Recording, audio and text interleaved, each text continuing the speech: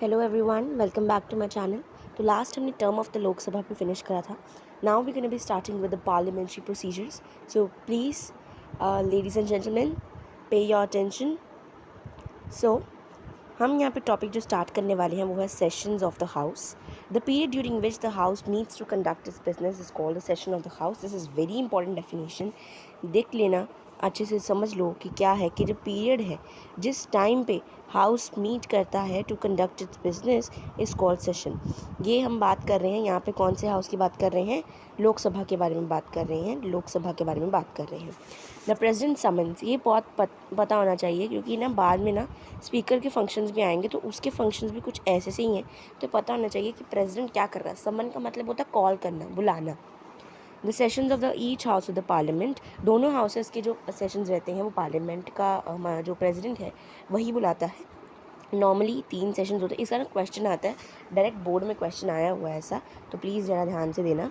They are 3 sessions of the parliament जो एक साल में। तो सबसे पहले होता है बजट सेशन जो फेब से मई चलते हैं, इनकी ड्यूरेशंस भी आनी चाहिए।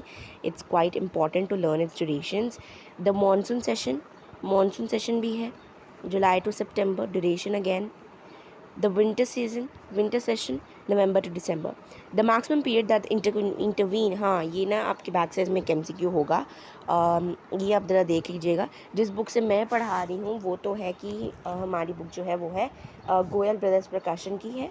DN कुंद्रा ऑथर है इस बुक के। तो इसमें तो बैक साइज में है ऐसा question. The winter season, which is November to December, and the maximum period that can intervene between 2 sessions is 6 months. This is important कि 2 सेशंस होते हैं। फॉर एग्जांपल अगर एक समर का सेशन हुआ और एक मानसून का सेशन हुआ, मतलब एक बजट सेशन हुआ और एक मानसून का सेशन हुआ। बजट का सेशन फेब से मई कभी हो सकता है, तो मई मान लेते हैं लास्ट मंथ, एंड मानसून का पहला मंथ जुलाई। अब मई कौन सा मंथ होता है हमारा? 5th मंथ होता है। एंड जुलाई कौन सा मंथ होता है हमारा? 7th मंथ होता है, राइट। तो 7th और 5th मंथ के बीच में कुछ ऐसा गैप ना बन जाए कि ये मतलब 6 महीने का गैप नहीं होना चाहिए। यानी कि अगर 5वें महीने में है तो ऐसा ना हो कि नवंबर में जाके मैं मॉनसून सेशन करूं, वो गलत हो जाएगा।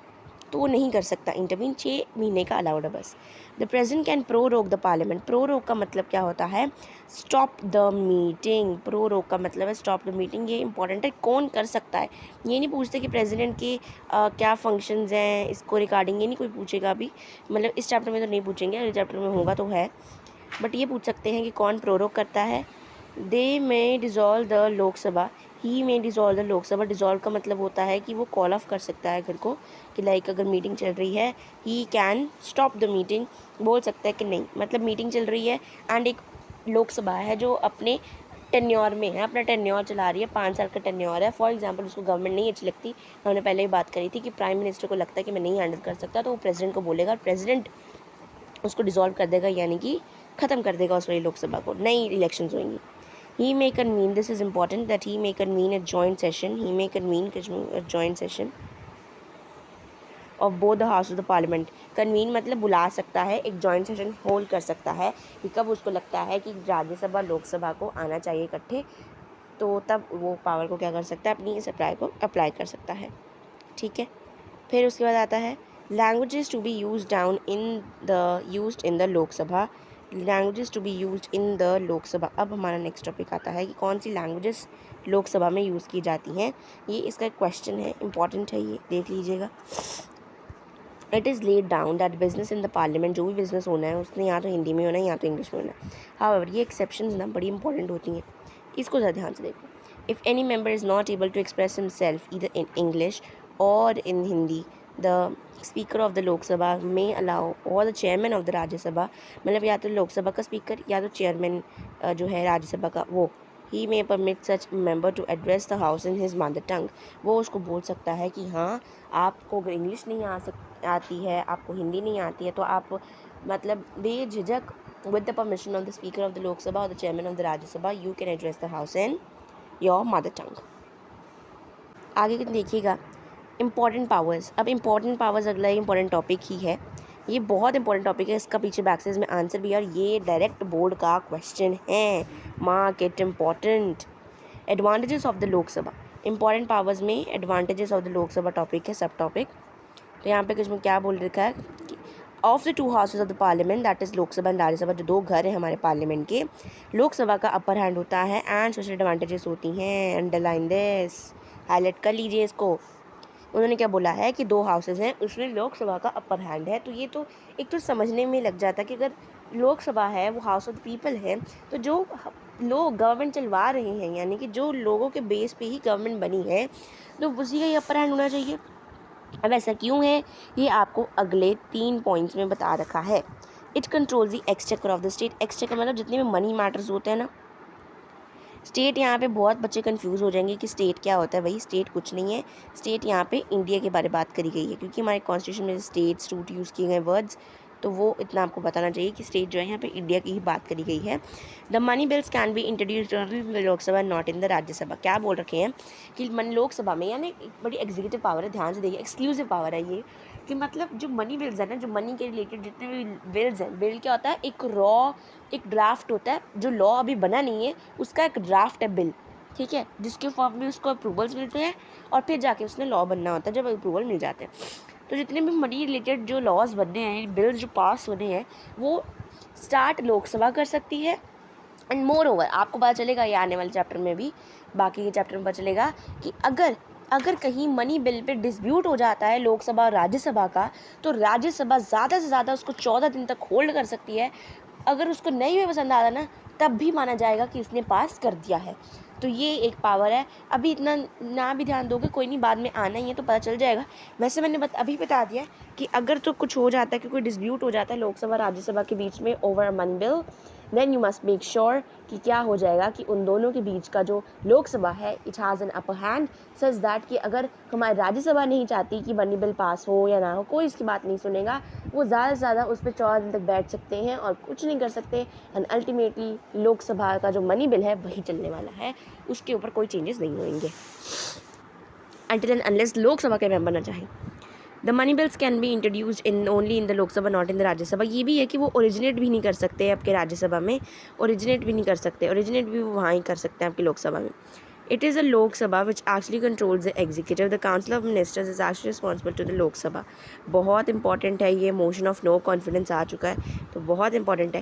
कहते हैं जो काउंसिल ऑफ मिनिस्टर्स हैं, यानी कि जो अभी गवर्नमेंट बनी हुई है, लेट्स से कोई अभी गवर्नमेंट बनी हुई है, ABC गवर्नमेंट बनी हुई है, तो जो हमारे काउंसिल ऑफ मिनिस्टर्स हैं, काउंसिल ऑफ मिनिस्टर्स जो हैं यानी कि लोकसभा है, काउंसिल ऑफ मिनिस्टर्स भी लोकसभा का पार्टी होते हैं। तो जो हमारे प्राइम मिनिस्टर हैं, उनके अंदर जो आने वाले मिनिस्टर्स हैं, यानी कि उनके अंदर जो आने वाले मिनिस्टर्स हैं, वो अपनी ड्यूटी कैसे कर रहे हैं, वो एक्चुअली लोकसभा को रिस्पॉन्सिबल हैं। लोकसभा को रिस्पॉन्सिबल एग्जीक्यूटिव वो हैं जो हमारी गवर्नमेंट को चला रहे हैं, हमारे लॉज को इम्प्लीमेंट करवा रहे हैं। तो इसका मतलब ये है कि जैसे देखिए, मैं आपको समझाती हूँ, आपको फिर समझ लगेगा। देखिए, ये हमारे PM, ओके, उनके अंडर एक काउंसिल है मिनिस्टर्स की, ठीक है। अब ये जो मिनिस्टर्स हैं, मतलब जो लोकसभा के मेंबर्स हैं, अगर उनको लगता है कि ये लोग जो हैं, ये मिनिस्टर्स जो हैं कुछ गलत काम कर रहे हैं, अपनी ड्यूटी अच्छे से नहीं कर रहे, तो ये पूरी की पूरी गवर्नमेंट के अगेंस्ट वो एक motion of no confidence, actually उसको वोट ऑफ नो कॉन्फिडेंस बोला जाता है, जो वो इशू कर देते हैं। उससे क्या होता है कि पूरी की पूरी गवर्नमेंट को, not even leaving the prime minister, पूरी की पूरी गवर्नमेंट को रिज़ाइन करना पड़ता है। मैं फिर बता रही हूँ, प्राइम मिनिस्टर हैं, उनके under union council of ministers हैं, लोकसभा के मेंबर्स हैं। अगर लोकसभा के मेंबर्स को लगता है कि ये गलत कर रहे हैं, इनको अच्छे से कंट्रोल नहीं हो रही गवर्नमेंट, वो एक वोट ऑफ नो कॉन्फिडेंस पास कर देंगे। वोट ऑफ नो कॉन्फिडेंस का नाम है, इसका मतलब ये होता है कि अगर तो ये वोट पास होती है, किसी एक मेंबर के भी अगेंस्ट पास हो जाए ना, इसी एक मेंबर के अगेंस्ट भी, तो सब गवर्नमेंट को रिज़ाइन करना पड़ता है and new elections are held, नए इलेक्शंस हेल्ड किए जाते हैं। तो ये अगले पेज पे है तो आपको समझ लग जाएगा। एंड ये ना टेबल है, इसमें सीट्स बता रखी हैं, तो थोड़ा मेन है वो मैं बता देती हूँ जो मेन है इसमें। एक तो इसमें मेन कौन सी है, एक तो इसमें है अरुणाचल प्रदेश है, गोवा है, मणिपुर है, मेघालय है, मिज़ोरम है, नागालैंड है, सिक्किम है, त्रिपुरा है, उत्तर प्रदेश है। ये थोड़ी सी इंपॉर्टेंट है जो पूछी जाती हैं। बाकी आपकी मर्ज़ी है, आप सारे कर सकते हो तो वेल एंड गुड, नहीं तो ये भी कर लोगे तो आपका काम हो जाएगा। उसके बाद ये देखिए, वोट ऑफ नो कॉन्फिडेंस के बारे में लिखा हुआ है, पास्ड बाय द राज्यसभा। अब ये देखो, अब हमारी लोकसभा जो है वो पास कर सकती है, तो मेरी रिज़ाइन करना पड़ेगा मेरी होल मिनिस्ट्री को। बट अगर कहीं मेरी राज्यसभा पास करती है तो ऐसा कुछ नहीं है कि भाई रिज़ाइन करना ही पड़ेगा, वो एडजस्टमेंट कर लेते हैं। मतलब ऐसा कोई कंपल्शन नहीं है, it does not apply on the government to leave the office immediately. मर्ज़ी है, मतलब एडजस्टमेंट हो जाती है। बट अगर लोकसभा ने कर दिया तो कर दिया, और वहाँ से ही हमारा डेमोक्रेसी का जो प्रिंसिपल है वो प्रूव हो जाता है, क्योंकि डेमोक्रेसी तो पीपल की गवर्नमेंट होती है। पीपल के कहने पर गवर्नमेंट रिज़ाइन कर रही है, तो that is a true example of democracy. In almost all the other field, जितनी भी अदर फील्ड रहती हैं, लोकसभा का अपर हैंड होता है, क्योंकि उसकी ग्रेटर स्ट्रेंथ है। 543 है इसकी strength against the 245 members of the Rajya Sabha. ये आपको अभी पता चलेगा, आपको ये एक्चुअली 543 लिखा हुआ है, आपको लगना रहा हो कुछ और लिखा, तो ये 543 लिखा रहा है, ठीक है। और ये क्या लिखा हुआ 245 है, तो क्लियर होगा 245, राइट। तो it is admitted that Lok Sabha is the most powerful house. Direct board का क्वेश्चन है, फिर बोल रही हूँ ध्यान